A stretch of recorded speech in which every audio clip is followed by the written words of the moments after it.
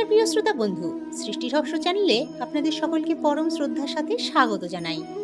আমাদের সমাজে জন্ম নেওয়ার পর থেকেই একজন নারীকে প্রতিনিয়ত কোনো না কোনো সংজ্ঞায় বাঁধার চেষ্টা করা হয়। সমাজ বলে একজন নারীর জীবনের সার্থকতা ভালো কন্যা হওয়া, কারো গুণবতী স্ত্রী হওয়া, কিংবা একজন আদর্শ মা হওয়ার মধ্যে। আবার আধুনিক যুগ বলে নারীর সার্থকতা কেবল নিজের পায়ে দাঁড়ানো বা উচ্চ কেরিয়ার গড়ার মধ্যে। কিন্তু এসবের মাঝে দাঁড়িয়ে প্রতিটি নারী জীবনের কোনো না কোনো মোড়ে একান্তে নিজেকে প্রশ্ন অবশ্যই করেন, আমার এই নারী জন্মের আসল সার্থকতা কোথায়? কেবল অন্যদের সুখের জন্য নিজেকে নিঃশেষ করে দেওয়া, নাকি বাহ্যিক সফলতা অর্জন করা? আজ থেকে হাজার হাজার বছর আগে আমাদের সনাতন ঋষিরা এবং শ্রীমদ্ ভাগবত গীতায় শ্রীকৃষ্ণ নারী জীবনকে কোনো অবলা বা নির্ভরশীল রূপ হিসেবে দেখেননি। নারীর ভিতরে থাকা শক্তি ও প্রজ্ঞাকে ব্রহ্মাণ্ডের সৃষ্টির মূল ভিত্তি বলেছেন।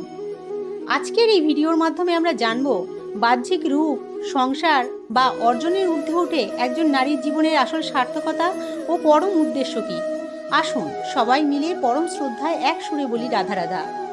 শ্রোতা বন্ধু, নারী জীবনে প্রথম এবং সবচেয়ে বড় সার্থকতা লুকিয়ে আছে নিজের পরম সত্তাকে চেনার মধ্যে দিয়ে।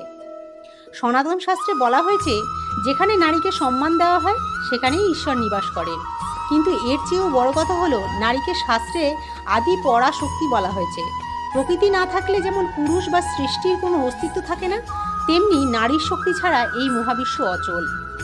নারীর আসল সার্থকতা কোনো পুরুষ বা সমাজের স্বীকৃতির উপর নির্ভর করে না। নারী জীবনের সার্থকতা শুরু হয় সেদিন যেদিন একজন নারী নিজেকে একজন পুতুল বা অন্যের দাসী ভাবা বন্ধ করে নিজের ভেতরের এই স্বয়ংসম্পূর্ণ ঈশ্বর প্রদত্ত শক্তিকে চিনতে পারেন।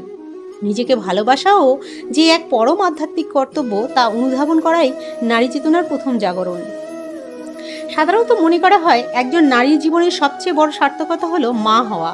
নিঃসন্দেহে একটি নতুন জীবনকে গর্ভে ধারণ করা এবং তাকে পৃথিবীর আলো দেখানো নারী জীবনের এক অলৌকিক ও পবিত্র অভিজ্ঞতা। মাতৃত্ব হলো স্বার্থহীন ভালোবাসার পরম প্রকাশ। কিন্তু আমরা কি কখনো ভেবে দেখেছি, যে নারী কোনো কারণে মা হতে পারেননি বা যিনি সংসার না করে সমাজসেবা বা অন্য কোনো পথ বেছে নিয়েছেন, তার জীবন কি অসার্থক? সনাতন দর্শন বলে কখনোই নয়। মাতৃত্ব কেবল একটি সন্তান জন্ম দেওয়ার শারীরিক প্রক্রিয়ার নাম নয়।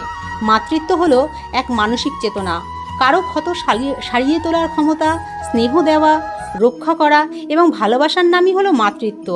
মা শারদা, সিস্টার নিবেদিতা বা মাদার টেরিজা নিজের গর্ভজাত সন্তান না থাকা সত্ত্বেও পুরো বিশ্বের মা হয়ে উঠেছিলেন। তাই নারীর আসল সার্থকতা কেবল একটি নির্দিষ্ট সম্পর্কের গণ্ডিতে নয়, তার ভেতরের সৃষ্টিশীলতা ও করুণা ছড়িয়ে দেওয়ার মধ্যে। আমাদের সংস্কৃতিতে নারীদের ছোটবেলা থেকেই শেখানো হয় ত্যাগ করাই নারীর আসল ধর্ম। পরিবার ও সন্তানের জন্য নিজের স্বপ্ন, নিজের স্বাস্থ্য আর নিজের আনন্দ বিসর্জন দেওয়াতেই পরম সার্থকতা হিসেবে দেখানো হয়। কিন্তু শ্রীমদ্ ভাগবত গীতা আমাদের শেখায়, যে ত্যাগের পেছনে আত্মমর্যাদার হানি ঘটে, যা মানুষের অবচেতন মনকে তিল তিল করে মেরে ফেলে, তা কখনো ধর্ম হতে পারে না। শ্রীকৃষ্ণ গীতায় আত্মরক্ষাকে প্রথম কর্তব্য বলেছেন। একজন নারীর আসল সার্থকতা অন্ধ ত্যাগের মধ্যে নয়, বরং নিজের আত্মসম্মান রক্ষা করে নিজেকে সুস্থ ও মানসিক শান্তিতে রেখে পরিবার ও সমাজকে আলো দেওয়ার মধ্যে।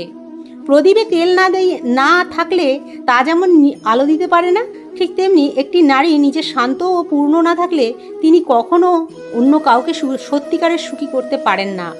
পরিশেষে নারী জীবনের চরম ও পরম সার্থকতা কী?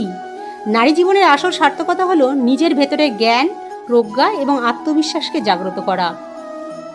যখন একজন নারী সংসারের সমস্ত দায়িত্ব পালন করেও নিজের ভেতরে পরমাত্মার সাথে যুক্ত থাকেন, যখন তিনি নিজের যোগ্যতায় মাথা উঁচু করে বাঁচতে পারেন কিন্তু অন্তরে ভক্তি ও দয়া রাখেন, যখন তিনি জীবনের কঠিনতম মুহূর্তেও দ্রৌপদী বা সীতার মতো অদম্য সাহসের পরিচয় দেন, তখনই তার নারী জন্ম সার্থক হয়ে ওঠে।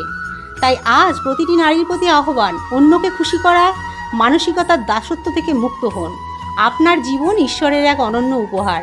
নিজেকে চিনুন, নিজের আত্মশক্তিকে সম্মান করুন এবং আলোর মতো ছড়িয়ে পড়ুন। আজকের এই হৃদয়স্পর্শী এবং নারী জীবনের গভীর সত্যের আলোচনাটি যদি আপনার চেতনাকে নাড়া দিয়ে থাকে, তবে কমেন্ট বক্সে পরম শ্রদ্ধায় লিখুন রাধা রাধা।